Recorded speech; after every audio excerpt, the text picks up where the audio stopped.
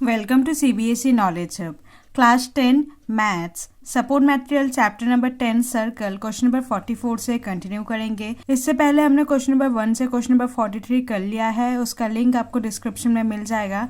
And साथ ही साथ और भी सारे चैप्टर्स के सपोर्ट मटेरियल अवेलेबल है, उसका भी लिंक आपको डिस्क्रिप्शन में मिल जाएगा।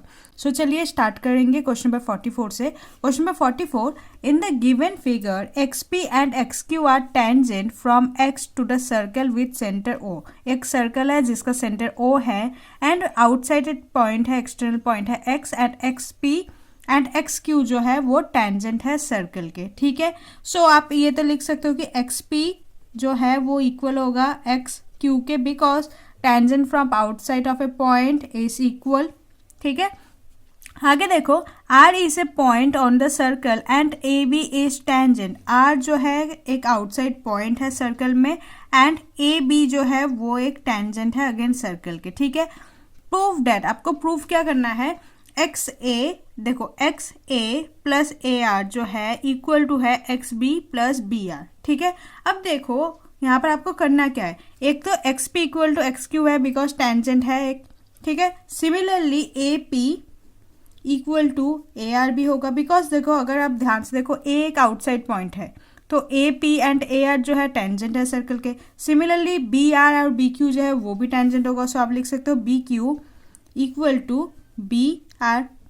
रीजन आप लिख सकते हो the length of tangent drawn from an external point, तो लिखेंगे वही the length of tangent, length of tangents drawn from an external point, drawn from an external point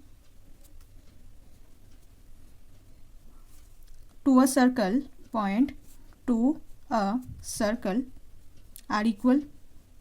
ठीक है, आप ये लिख सकते हो इसका रीजन थ्योरम।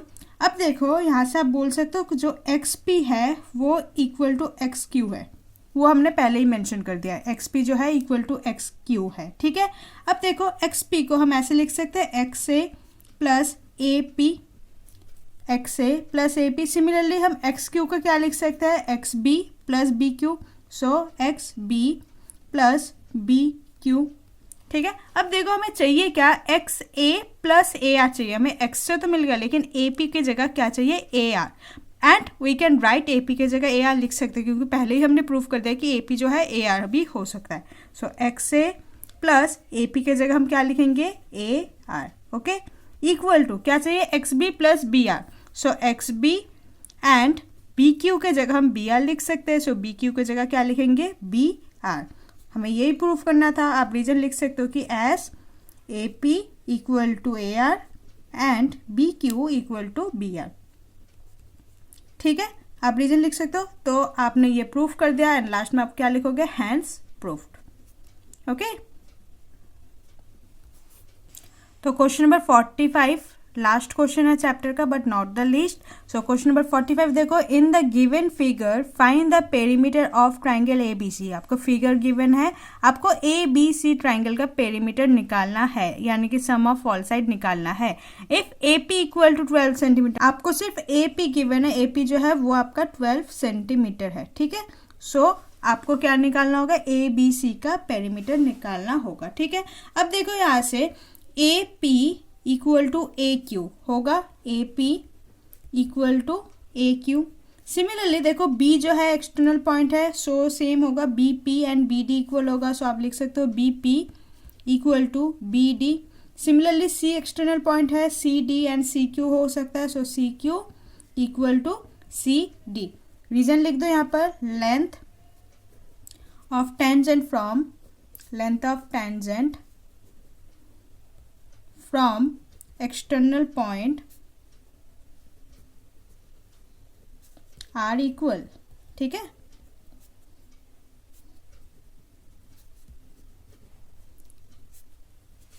आफ्टर दैट देखो आपने लिखा है AP इक्वल टू AQ है, AP का अगर 12 सेंटीमीटर है सो AQ भी क्या होगा, 12 सेंटीमीटर होगा। यहाँ तक क्लियर है। नाउ AP जो है, आप AP को क्या लिख सकते हो, AP को ऐसे लिख सकते हो AB प्लस BP, सो यही लिखना होगा AB plus BP equal to, similarly AQ को क्या लिख सकते हो, AC प्लस CQ, सो क्या लिखेंगे, AQ को AC प्लस सी क्यू।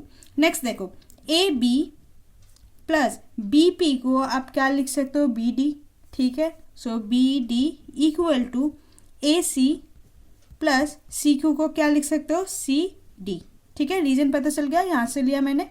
अब देखो ये सारे इक्वल टू 12 होगा, मतलब इन दोनों का सम भी क्या होगा, 12 होगा, एंड इन दोनों का सम भी क्या होगा, 12 होगा। नाउ क्या करेंगे, हम ऐड करेंगे left hand side and right hand side को। So A B plus B D equal to 12 है, इन दोनों का सम 12 है, एंड सिमिलरली इन दोनों का सम भी 12 होगा, क्योंकि देखो A P equal to A Q equal to 12 है, वही चलता आया तो उसका सम तो 12 ही होगा। Similarly A C plus C D, A C plus C D equal to ये भी 12 होगा, ठीक है। अब क्या करेंगे, इनका सम करेंगे, A B plus B D, A B plus B D plus A C plus C D, ठीक है। लेफ्ट हैंड से मुझे ये मिला, इक्वल टू 12 प्लस 12 क्या होगा, 24, ओके। नेक्स्ट देखो B D and C D, आगे देखो A B plus B D plus C D plus A C equal to 24। मैंने बस अरेंज किया इसे, बी डी और सी डी मिला के क्या होगा, B D and C D मिला के क्या होगा, बी सी। सो इसके जगह आप बी सी लिख सकते हो, and plus A C and A B plus equal to 24। अब ध्यान से देखो A B, B C and A C, तो मुझे तीनों साइड का सम मिल गया विच इज 24। तो हमें यही निकालना था ना, पेरीमीटर ऑफ ट्राइंगल एबीसी, तीनों साइड का सम 24 है।